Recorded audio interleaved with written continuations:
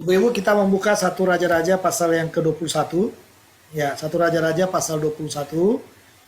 Mari kita lihat ayat yang ke-17 sampai dengan ayat yang ke-29. Sekali lagi, satu Raja-Raja pasal 21. Ya, ayat 21. Ayat 7, sorry. Ayat 17 ya. Ayat 17 sampai dengan ayat 29.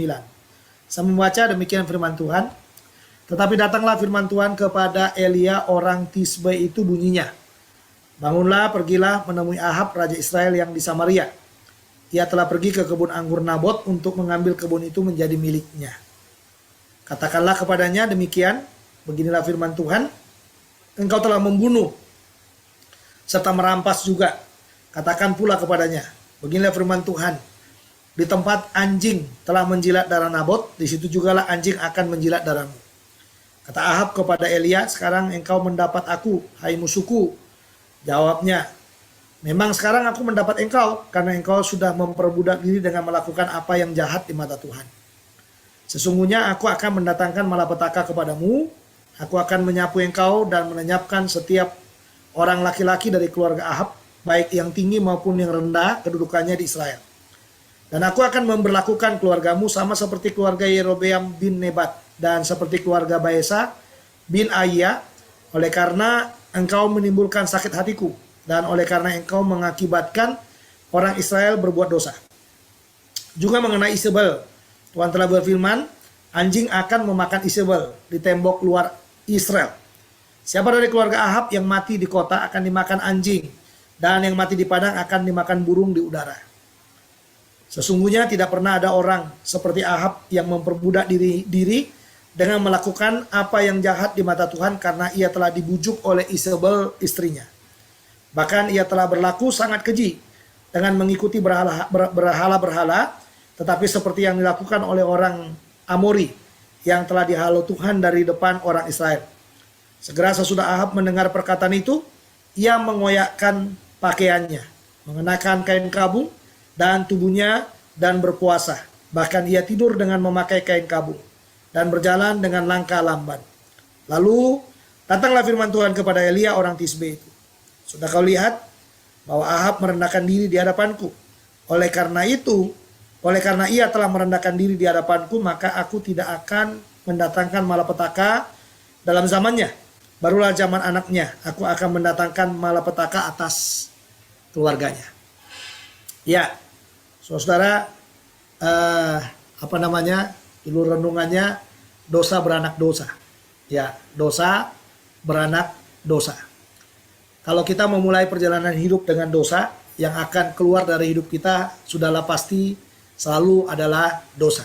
Makanya dikatakan dalam bagian ini kepada kita, ya, kalau kita melihat bersama-sama, ya, kita belajar dalam bagian ini, ya, saya katakan tadi, judulnya adalah, sebentar ya ibu-ibu, saya coba share dulu. Ya, jadi judulnya adalah dosa, ya, beranak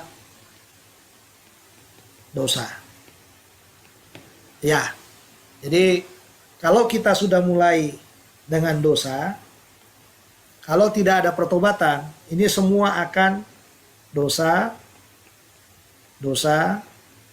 dan terus berdosa, sampai pada akhirnya apa? Sampai pada akhirnya kita mati karena dosa. Ya, nah kalau kita melihat Ahab, ini kita belajar dari Ahab di sini. Ahab punya istri yang namanya Isabel. Ahab ini karakter Ahab ini bergantung kepada Isabel.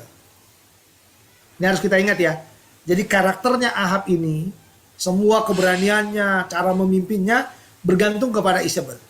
Jadi Isabel ini punya roh yang sangat luar biasa bagi Ahab. Ya, makanya sampai di kitab di kitab Wahyu pun dibilang ada yang namanya roh Isabel. Ya.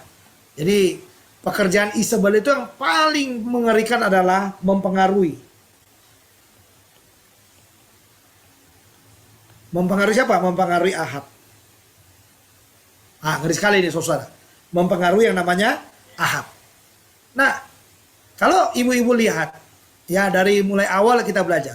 Isabel inilah yang membunuh siapa? Dia pernah membunuh nabi-nabi. Apalagi yang dilakukan? Dia membuat penyembahan berhala. Apalagi yang dilakukannya? Dia mengancam Elia, ancaman terhadap Elia. Dan terakhir adalah dia membunuh Nabot. Dalam konteks ayat 1 sampai dengan ayat 16 dari satu raja-raja yang kita baca tadi, ya, ibu-ibu nanti kalau jeli melihat di sana, sebenarnya persoalannya, ya ini kita harus lihat ya, supaya kita bisa mengerti, persoalannya Ahab ingin apa? Ingin kebun anggur. Ya, kebun anggur dari siapa? Kebun anggur dari Nabot. Nah, tapi persoalannya di sini Nabot ini tidak memberikan. Karena Nabot merasakan itu adalah warisannya, ya, sehingga dia nggak mau menjualnya. Karena memang Ahab bilang, saya beli katanya gitu, saya beli, saya ganti rugi katanya gitu. Tapi Nabot nggak mau. Nah, ini Ahab ini balik ke rumah, sedih dia. Sedih. Karena ditolak oleh siapa? Karena ditolak oleh Nabot. Ya kan? Karena ditolak oleh Nabot. Nah, karena dia sedih, muncullah sang kekasih yang namanya siapa? Yang namanya Isabel tadi. Kenapa kamu sedih katanya? Dia cerita. Ya, begini, saya kepingin kebun anggurnya Nabot, aku nggak dikasih. Jadi aku sebenarnya sangat sedih sekali, itu kebun tuh nggak dikasih kepadaku. Tapi Isabel bilang apa? Udah, Isabel itu bilang tenang. Apalagi yang jaminannya? Besok pasti kamu dapat. Nah, ini luar biasa saudara. Garansi seorang wanita ya. Ya, suaminya lagi apa namanya? Lagi drop, kepingin sesuatu tidak mendapatkannya, lalu istrinya bilang, "Tenang. Besok kamu pasti dapat." Ya kan? Besok kamu pasti dapat. Nah, saudara-saudara, apa yang sedang terjadi di sana? Yang sedang terjadi kita bisa melihat ternyata Isabel ini mengatur semua strategi untuk apa? Untuk membunuh Nabot. Setelah dia bunuh apa? Dia ambil kebun anggurnya. Ya, kebun anggurnya diambil. Setelah diambil apa, saudara? Diberikan kepada Ahab. Kalau kita melihat dari pelajaran ini, kira-kira dari segi kekuasaan. Nah, ini bicara dari segi kekuasaan ya, saudara ya. Dari segi kekuasaan, waktu itu diambil, sebenarnya kalau kita lihat ya dari sudut kekuasaan, menyalahi aturan nggak siapa namanya si Ahabnya? Menyalahi aturan karena dia melakukan apa? Istrinya melakukan yang namanya kekerasan. Di mana-mana raja itu nggak boleh keras. Ya, nggak boleh yang namanya otoriter. Ya, nggak boleh otoriter. Tapi dalam konteks kita bisa melihat dalam bagian ini bahwa Isabel itu sudah menunjukkan otoriternya. Dia punya kuasa dan dia bisa melakukan segalanya. Ya, jadi mereka melakukan kekerasan, melakukan sesuatu hal yang sewenang-wenang, ya yang melanggar, kalau zaman sekarang dibilang melanggar HAM, melanggar hak asasi manusia. Atau bisa juga sekarang dibilang itu merebut yang bukan miliknya.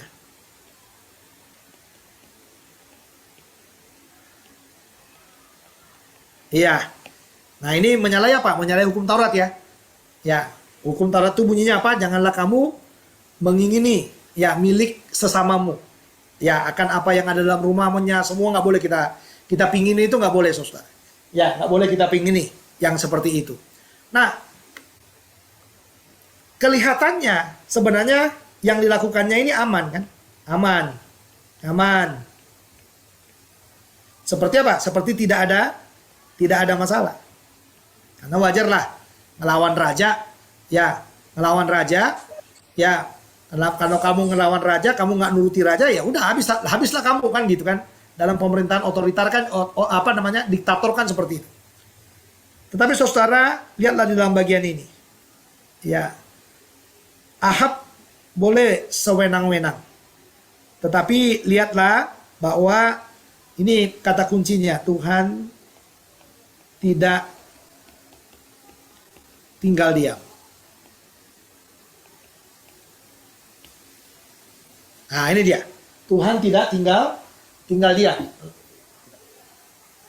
Ya, Tuhan tidak tinggal diam. Nah, ini kita lihat luar biasa di sini, saudara. Tuhan itu tidak tinggal diam. Kadang-kadang kita menganggap ini ya, kalau kita diperlakukan orang nggak adil, ya dikecewakan orang, kadang-kadang kita menganggap, aduh nggak adil banget sih, gitu loh. Ya, nggak usah khawatir, saudara. Saudara cukup berdoa sama Tuhan, menyerahkan keluh kesahnya kepada Tuhan. Ya, Tuhan itu selalu adil. Nah, ini yang harus kita ingat ya. Tuhan itu selalu adil. Jadi tidak ada yang Tuhan diamkan dalam hidup kita. Ya, asal kita bagaimana? Asal kita selalu berkomunikasi dengan Tuhan. Ya, jadi Tuhan tidak tinggal diam. Ya, siapa yang berdoa untuk Nabot? Tidak ada yang berdoa buat dia. Tetapi kita tahu, saudara, di sini ya, darah. Nah, ini nih. Darah yang diberlakukan tidak adil itu selalu teriakannya ke Tuhan. Contohnya siapa? Contohnya Habel kan? Habel pernah diperlakukan Kain tidak adil. Darahnya teriak kepada Tuhan. Dan sekarang darahnya Nabot itu, ya darahnya Nabot itu sama. Dia teriak kepada Tuhan. Nah, sehingga coba saudara lihat dalam ayat yang ke-17 tadi. Ya, tetapi datanglah firman Tuhan. Ya, atau kita mulai dari ayat 16 dulu ya. Ayat 16 dulu. Dikatakan sana, segera sesudah Ahab mendengar bahwa Nabot sudah mati, ia bangun dan pergi ke kebun anggur Nabot, orang Israel itu, untuk mengambil kebun itu menjadi miliknya. Ya, lihat lagi dalam ayat 15. Segera sesudah Isabel mendengar bahwa Nabot sudah dilempari sampai mati. Ya, berkatalah Isabel kepada Ahab, bangunlah, ambillah kebun anggur Nabot orang Israel itu menjadi milikmu. Karena Nabot yang menolak memberikannya kepadamu dengan bayaran uang, sudah tidak hidup lagi. Ia sudah mati. Sadis kan, saudara? Ya, enak aja, udah ambil aja. Kan udah kamu udah mau bayar, udah mati. Udah saya atur rakyat melemparnya sampai mati. Karena memang kalau saudara lihat di ayat-ayat berikutnya, memang Isabel mengatur bagaimana supaya Nabot ini segera mati. Ya, dan mungkin tidak menggunakan tangan dari Isabel, tapi dia gunakan tangan orang lain untuk membunuh Nabot. Tapi lihat ayat 17. Ada tetapi di sana. Nah, ini mengkontraskan ya. Jadi kata tetapi di situ, ya, kata tetapi di situ itu kontras, mengkontraskan antara kejahatan. Ya, kejahatan siapa? Kejahatan Isabel. Ya, udah pasti Ahab terlibat juga. Ya, Ahab. Ya, kejahatan Isabel itu kontras dengan apa? Murka Tuhan. Nah, ini murka Tuhan. Jadi kalau kita diperlakukan nggak adil, orang jahat sama kita, saudara, cukup berdoa saja. Nanti Tuhan tuh pasti, murkanya Tuhan tuh pasti ada buat orang itu. Ya, tapi zaman sekarang, kalau kita di zaman perjanjian baru sekarang kan, justru orang seperti ini kita doakan untuk apa? Ampunilah mereka, karena mereka tidak tahu apa yang mereka perbuat. Tapi kalau di zaman perjanjian lama itu, murka Allah itu nyata. Siapa yang menabur kejahatan, dia akan menuai kejahatan. Siapa yang menabur kebaikan, dia akan menuai kebaikan. Siapa yang menabur yang namanya kasih, dia akan menuai kasih. Nah, ini dia. Makanya firman Tuhan itu bilang apa? Mata, gigi ganti gigi. Nah, Tuhan juga muncul. Tampilan Tuhan dalam perjanjian lama itu hampir sama seperti ini. Jadi benar-benar ditunjukkan bahwa memang Allah itu murka pada waktu orang melakukan ketidakadilan. Nah, tapi kalau di zaman perjanjian baru, di zaman Yesus, di zaman kita, di zaman kasih karunia ini, selalu dikatakan sudah ampuni saja. Maka kadang-kadang saudara, di zaman sekarang ini jauh lebih sakitnya ya. Ya, jauh lebih sakit. Ya, kalau kita bilang ampunilah, ya Tuhan akan mengampuni. Tuhan akan bertindak mengulurkan tangan untuk mengampuninya. Tuhan tidak akan tidak akan seperti yang di sini, di dalam perjanjian lama ini. Ini luar biasa. Kalau saya melihat, ya emang luar biasa. Kita yang hidup di masa apa? Di masa kasih karunia ini. Hanya kadang-kadang masa kasih karunia ini banyak kita sia-siakan dalam hidup kita. Ya, padahal dalam masa kasih karunia ini Tuhan itu begitu real sekali dalam pertolongan demi pertolongannya kepada kita. Nah, lihatlah di sini murkanya Tuhan itu bagaimana, saudara? Ya, tapi datanglah firman Tuhan kepada Elia orang Tisbe itu. Kembali lagi Elia yang dimunculkan. Ini luar biasa. Elia yang selalu dimunculkan pada waktu berhadapan dengan siapa? Berhadapan dengan keluarga Ahab. Ini yang jadi jubirnya Tuhan. Mau menyampaikan yang enak, yang keras, pakai Elia. Tuhan tuh pakai yang namanya Elia. Nah, lihatlah di sana saudara, ayat 18. Bangunlah, pergilah menemui Ahab, raja Israel yang di Samaria. Ia telah pergi ke kebun anggur Nabot untuk mengambil kebun itu menjadi miliknya. Katakanlah kepadanya demikian. Beginilah firman Tuhan, engkau telah membunuh serta merampas juga. Ini kata kuncinya, membunuh. Wah, ini melanggar Taurat banget nih. Ini karena ini Israel kan, 1000 kali dia menyembah berhala, ada Taurat yang menjadi dasarnya Tuhan untuk apa? Untuk menghakimi dia, membunuh dan merampas. Kalau di Alkitab hampir sama dengan siapa dia? Hampir sama dengan siapa? Hampir sama dengan Daud kan? Daud. Pada waktu Daud mengingini yang namanya siapa? Berseba. Apa yang dia lakukan? Dia membunuh. Yang kedua merampas juga. Apa yang dirampas? Berseba miliknya. Ya, Berseba miliknya. Nah, setelah ditegur oleh Nabi Nathan, ini bertobat nggak? Dia bertobat. Nah, nanti kita lihat Ahab bagaimana. Nanti kita lihat dia ceritain. Ya, tapi lihat di sini. Tuhan paling nggak suka dengan ini, membunuh, merampas. Ya, membunuh dan merampas. Jadi saudara, jangan kita membiasakan diri untuk kita melakukan yang seperti ini. Membunuh, lalu kita merampas. Nah, membunuh itu macam-macam caranya kita membunuh kan. Membunuh zaman sekarang ini nggak harus ditusuk mati seperti yang seperti ini, enggak. Membunuh, karakternya kita bunuh. Ya, lalu kita rampas. Apa yang menjadi miliknya dia kita rampas. Ya, kita mengendalikan segalanya. Kita merasa seperti orang yang benar-benar sudah hebat di sana. Nah, ya di dalam ayat itu, ya, sekali lagi ayat 19. Katakanlah kepadanya, demikian beginilah firman Tuhan, engkau telah membunuh serta merampas juga. Katakan pula kepadanya, beginilah firman Tuhan, di tempat anjing telah menjilat darah Nabot, di situ jugalah anjing akan menjilat darahmu. Saudara. Ya, jadi Allah itu bukan hanya membiarkan membunuh dan merampas ini, tapi Allah juga membalas. Ya, kita harus lepas ya. Ini lihat, ini masa Taurat, ini masa perjanjian lama. Inilah caranya Tuhan menyelesaikan kehidupan dari orang kafir, orang yang tidak mau mengenal Allah, yang tidak menyembah Allah dengan baik. Jadi yang terjadi di sini adalah tabur tuai. Ya, sama sebenarnya di PB juga masih ada tabur tuai nggak? Ya masih ada aja. Ya, kalau kita makin jahat aja, apakah Tuhan akan diam? Tuhan tetap mengampuni pasti. Tapi apakah Tuhan tidak menghajar? Apakah Tuhan tidak mendisiplin kita? Oh, dia mendisiplin. Semuanya dia bisa lakukan. Sampai apa? Sampai kita bertobat. Ya kan? Sampai kita bertobat. Nah, sekarang lihat pertemuannya. Ya, kata Ahab kepada Elia. Ini udah ketemu dia ya. Sekarang engkau mendapat aku, hai musuhku. Wah, ini saudara. Ahab itu tahu, wah ini kalau udah Elia datang pasti dia akan menyampaikan firman Tuhan nih gitu. Ya, pasti seperti itu saudara. Nah, lihat sana jawabnya, memang sekarang aku mendapat engkau. Karena engkau sudah memperbudak diri dengan melakukan apa yang jahat di mata Tuhan.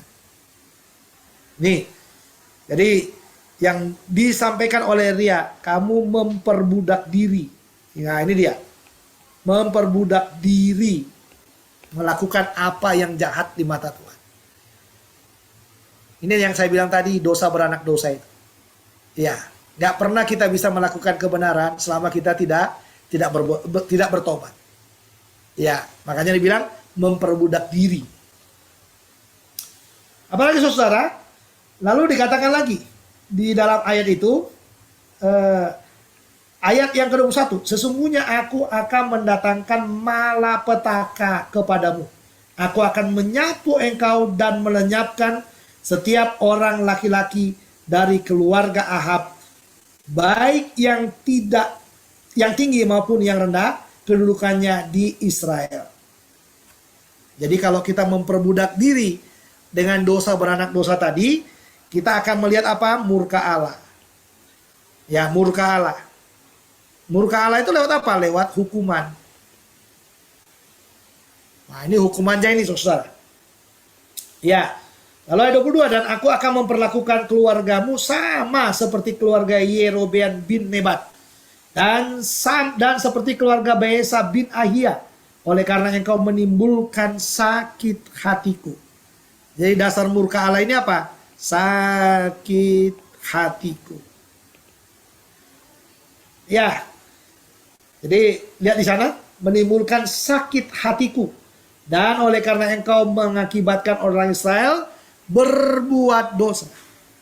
Jadi Tuhan sakit hati, Tuhan murka. Karena apa? Karena tadi dia memperbudak diri, ya, dan waktu dia memperbudak diri, dia juga mengajak orang lain untuk berdosa. Yang seharusnya sebagai seorang raja, dia harus membawa orang itu kepada apa? Kepada pertobatan. Tapi dia mengajak untuk berdosa. Lanjut ya teman-teman. Oke, lalu dikatakan lagi di dalam ayat yang ke-23 juga mengenai Isabel. Tuhan telah berfirman, anjing akan memakan Isabel di tembok luar Israel. Siapa dari keluarga Ahab yang mati di kota akan dimakan anjing, dan yang mati di padang akan dimakan burung di udara. Ya, itu yang namanya murka Allah tadi. Ya, Allah nggak pernah melepaskan kita dari yang namanya dosa selama apa? Selama kita balik lagi tidak bertobat. Selama nggak bertobat, Allah nggak pernah melepaskan kita. Jadi bertobat ini bukan pura-pura baik ya, saudara ya. Jangan kita menganggap yang namanya bertobat itu pura-pura baik, bukan itu maksudnya. Yang namanya bertobat itu adalah mengakui dosa itu dan siap memulai hidup baru bersama dengan siapa? Bersama dengan Tuhan, siap meninggalkan segalanya dan berjalan bersama dengan Tuhan. Ya. Lalu ayat 25, sesungguhnya tidak pernah ada orang seperti Ahab yang memperbudak diri dengan melakukan apa yang jahat. Diulang lagi kata yang di sini, memperbudak diri.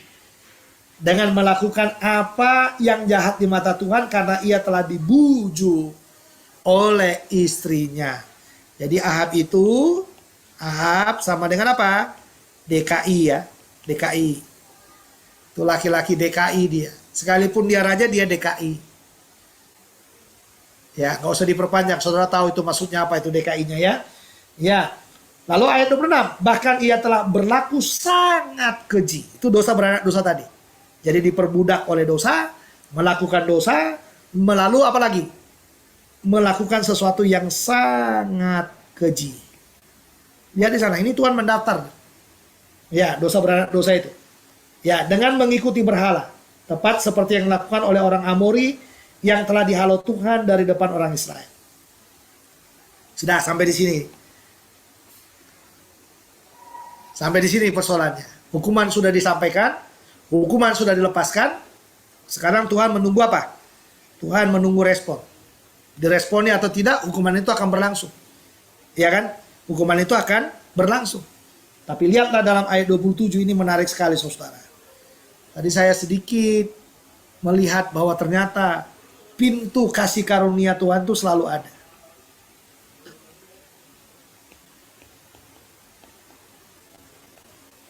Ya, pintu kasih karunia itu ada. Karena dalam ayat 27 coba lihat sana. Segera sesudah Ahab mendengar perkataan itu, ia mengoyakkan pakaiannya. Ini lihat di sana, di sini kata kuncinya Ahab bertobat. Ya, ia mengoyakkan pakaiannya. Ini persis seperti Taurat. Kalau ada orang berdosa, Daud juga sama. Waktu dia mendengarkan hukuman itu, dia mengoyakkan pakaiannya. Ya, mengoyakkan pakaiannya. Sama kan saudara ya, dengan Daud waktu itu. Ya, karena kalau yang ini merampas harta, kebun anggur. Kalau di sana merampas harta apa namanya, harta badan ya, badan tubuhnya ya, milik dari Uria itu dirampas sama dia, dirampas oleh Daud. Ya, dirampas oleh Daud. Ya. Nah, lalu saudara dikatakan lagi sana, mengenakan kain kabung pada tubuhnya dan berpuasa. Jadi bertobatnya ini bagus ya. Mengoyakkan pakaian satu, mengenakan kain kabung dua, ya, lalu berpuasa. Ini puasa ini luar biasa, saudara. Ini puasa ini langkah yang paling strategis untuk mengakui dosa di hadapan Tuhan. Berpuasa. Nah, yang paling puncak lagi, hampir sama dengan Daud juga di sini. Bahkan ia tidur dengan memakai kain kabung dan berjalan dengan langkah yang sangat lambat. Langkah yang lambat itu kalau orang Israel itu mungkin dia bilang gini, aku berdosa. Oh Tuhan, aku berdosa, ampuni aku Tuhan. Aku berdosa, ampuni aku Tuhan. Aku jahat, ampuni aku Tuhan. Aku jahat Tuhan, ampuni aku. Makanya dengan langkah lambat dikatakan sana. Itu tradisi orang Israel kalau mereka sedang mengaku dosa di hadapan Tuhan. Lalu datanglah firman Tuhan kepada Elia. Balik lagi Elia di sini. Muncul lagi Elia ya. Tadi Elia sudah menyampaikan, sekarang Tuhan bicara lagi. Tadi Tuhan bicara kepada Elia, suruh pergi, lalu dia pergi. Sekarang setelah hukuman itu disampaikan, sekarang Tuhan kembali lagi kepada Elia. Itu enaknya jadi hamba Tuhan, saudara. Tuhan tuh selalu ngomong sama kita. Tuhan tuh selalu bicara sama kita. Ya. Lalu apa lagi dikatakan sana? Sudah kau lihat? Wah, ini saudara, ini agak beda dengan Yunus. Kalau Yunus dengar Niniwe bertobat, dia ngamuk. Iya, tapi ayat 29 dari sana. Sudah kau lihat bahwa Ahab merendahkan diri di hadapanku, oleh karena ia telah merendahkan diri di hadapanku, maka aku tidak akan mendatangkan malapetaka dalam zamannya. Barulah dalam zaman anaknya aku akan mendatangkan malapetaka atas keluarganya. Jadi waktu Ahab merendahkan diri,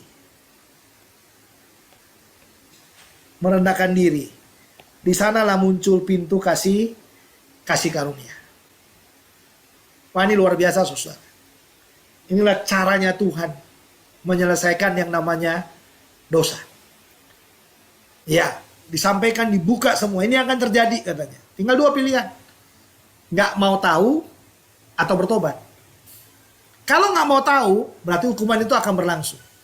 Sekalipun nanti kata Tuhan, nanti di zaman anaknya akan berlaku itu. Nanti kita akan lihat selanjutnya, saudara ya. Kalau kita ada waktu untuk melihat ke sana, melihat keluarga Ahab ini, bisa kita baca di pasal-pasal berikut. Ya, tapi karena kita hanya belajar tentang Elia, ya, tentang spiritualitas Elia, maka kita sedikit membatasi, bukan nggak mau melihat ya, bukan nggak mau melihat.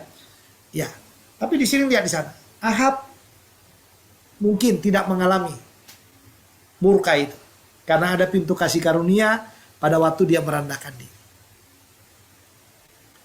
Dan itu penting saudara dalam hidup kita ini. Ya, bagaimana kita masuk ke dalam pintu kasih karunia itu. Jadi ingat, saya menggunakan istilah itu. Pintu kasih karunia.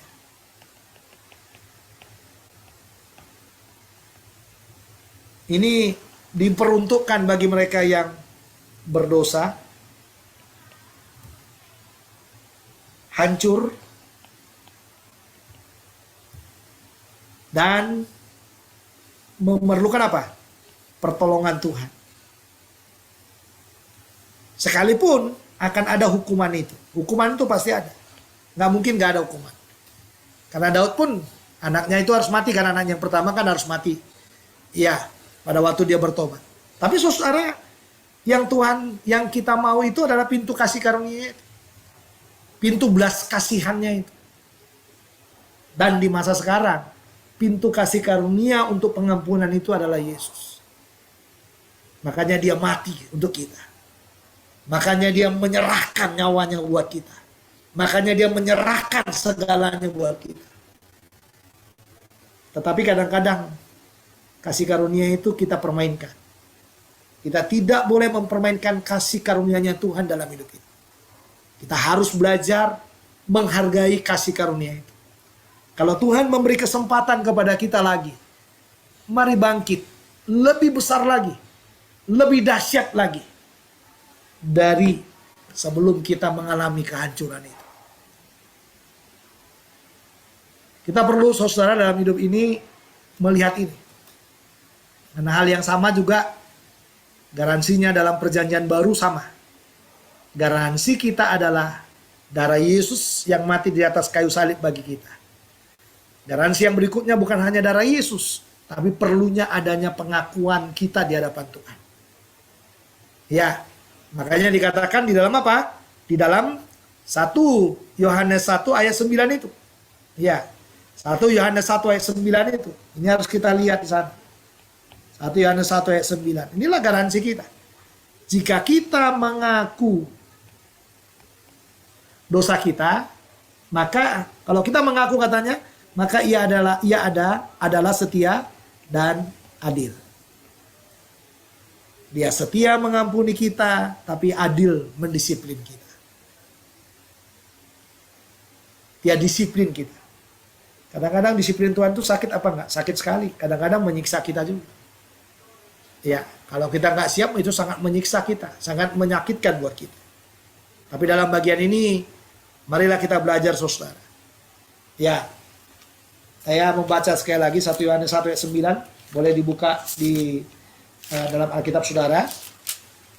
Ya, 1 Yohanes 1 ayat 9.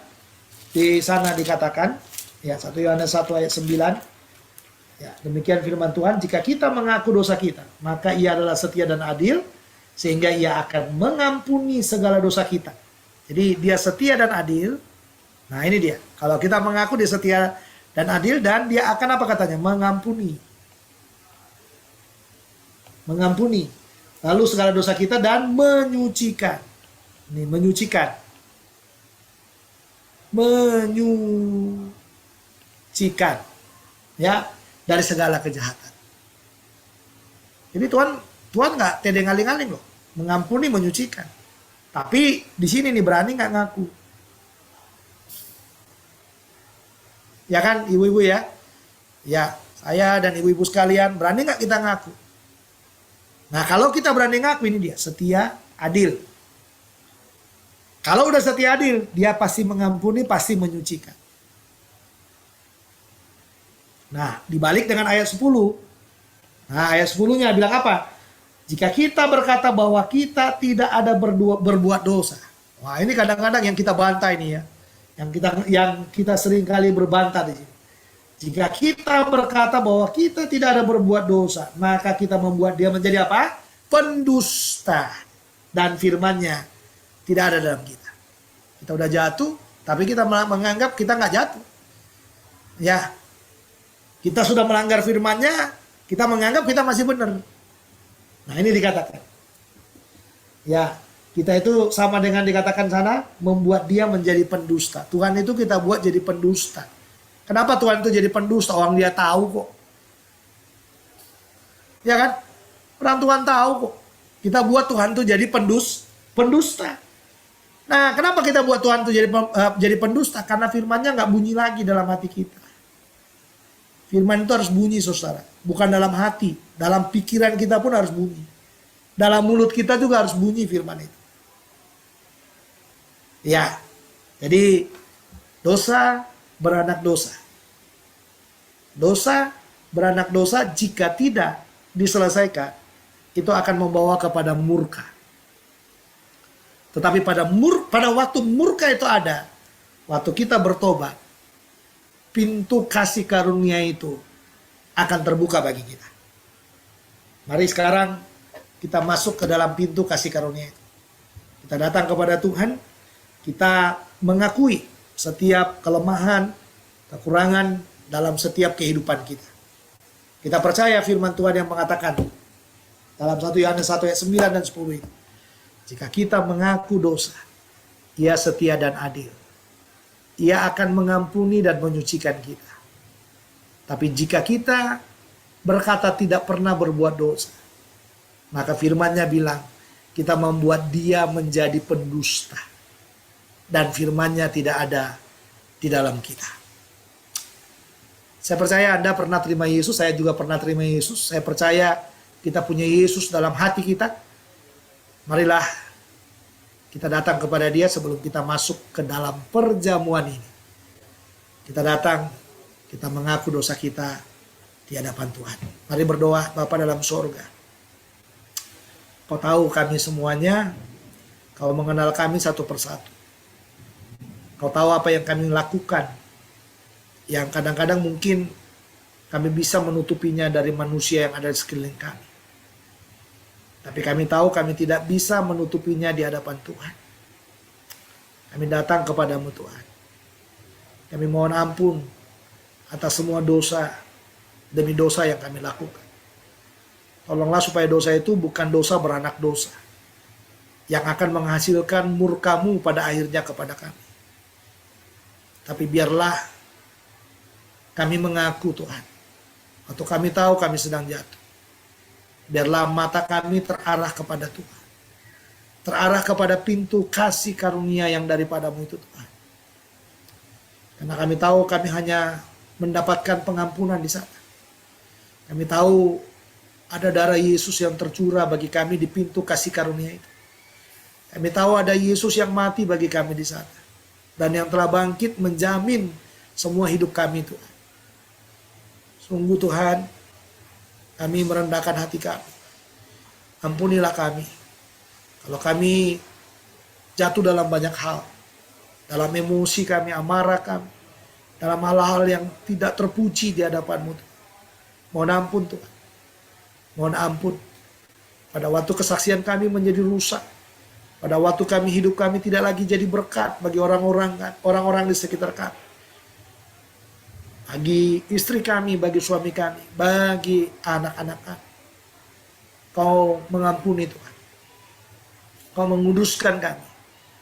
Kau menyucikan kami. Kami sangat percaya bahwa darah Yesus sanggup mengampuni kami. Terima kasih Tuhan. Terima kasih buat darah-Mu. Terima kasih buat salib.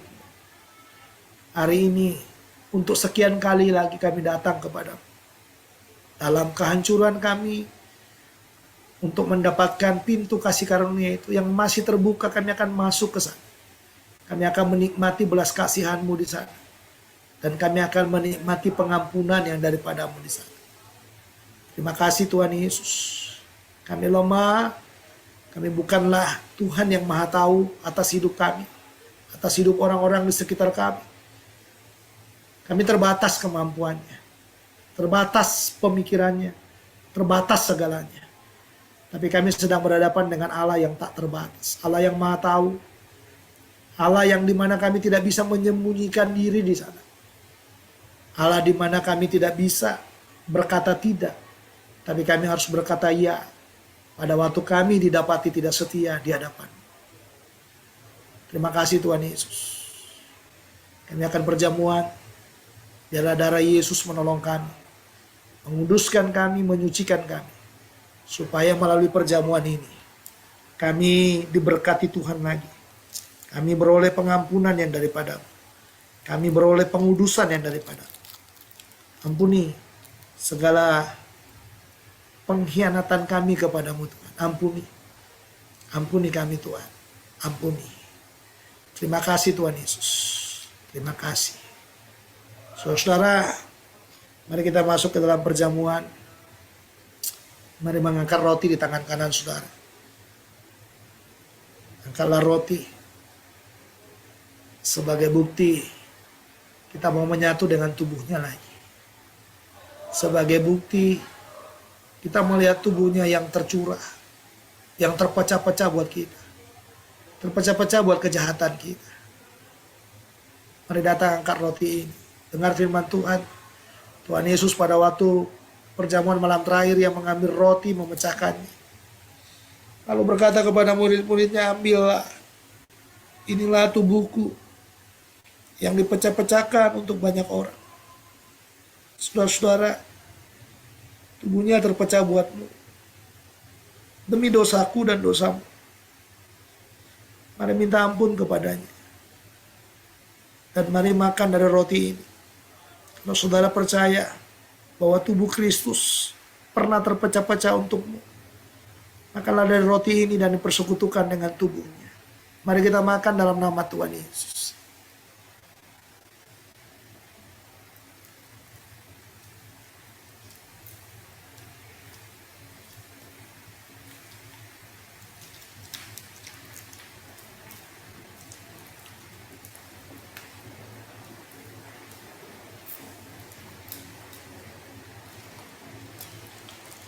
Mari kita mengangkat cawan.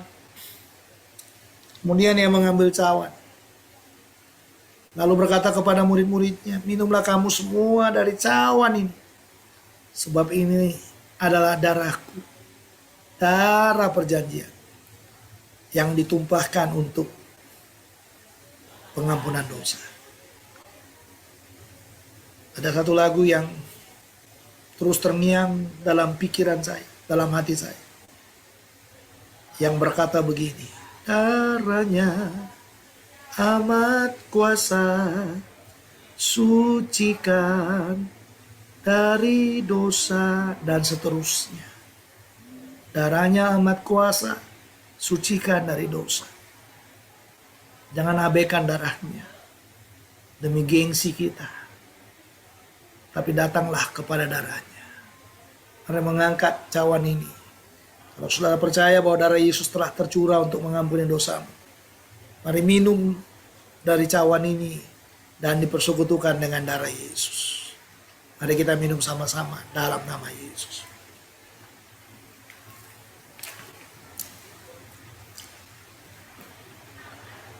Bapa dalam sorga, terima kasih buat perjamuan yang Tuhan sudah pimpin dari awal hingga akhirnya. Kami mendoakan untuk yang sakit Tuhan sembuhkan dalam nama Yesus. Untuk yang susah Tuhan hiburkan dalam nama Tuhan Yesus. Untuk kami yang sudah makan minum dari dalamnya, kami siap menjadi saksi Kristus. Memberitakan kematian dan kebangkitan Kristus kemanapun kami pergi mulai hari ini. Tolong kami Tuhan, supaya kami tidak hanya dipersekutukan dengan darah-Mu dan dengan tubuh-Mu, tapi kami juga siap jadi saksi, siap cerita tentang Yesus, siap jadi berkat bagi banyak orang. Terima kasih, kami mendoakan untuk Edwin, dalam nama Tuhan Yesus. Tuhan tolong Pak Edwin dalam pekerjaan, dan sekarang masih karantina lagi. Terima kasih buat pekerjaan yang sudah ada. Tuhan tolong berkati dengan kuasa-Mu.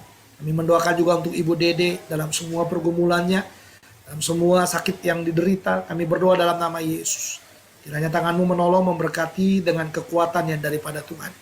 Sehingga Ibu Dede boleh mengalami kesembuhan, kebebasan yang sumbernya daripada Tuhan. Terima kasih kebaikan-Mu hari ini buat kami. Terima kasih kasih karunia-Mu yang begitu melimpah bagi kami. Kami ada karena Tuhan ada. Karena Tuhan sayang kepada kami. Kami masih ada di tengah-tengah dunia ini. Karena masih ada destiny yang harus kami selesaikan. Dan kami mau belajar menyelesaikan semuanya. Sampai Engkau mengembalikan kami lagi kembali kepada Engkau.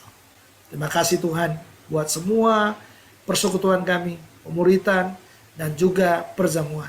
Kami akan kembali ke aktivitas kami. Kami akan sukacita bersama dengan Tuhan Yesus yang mengasihi hidup kami.